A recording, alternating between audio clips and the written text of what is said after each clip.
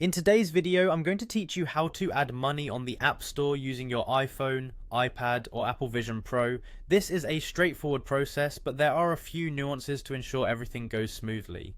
Let's dive in and go through the steps together. First, we'll start by opening up the Settings app on your device. You'll recognize it as the grey icon with cogs turning on it. Go ahead and tap on it.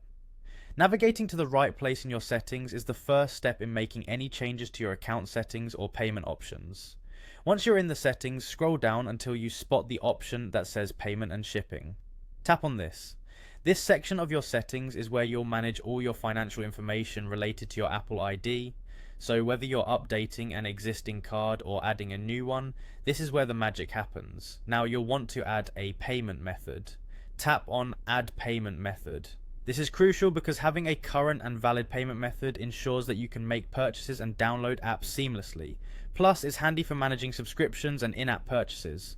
Once you've tapped on Add Payment Method, you'll be prompted to enter your payment details. This usually means your credit card information or any other payment method that Apple accepts, such as PayPal or Apple Cash if it's available in your region.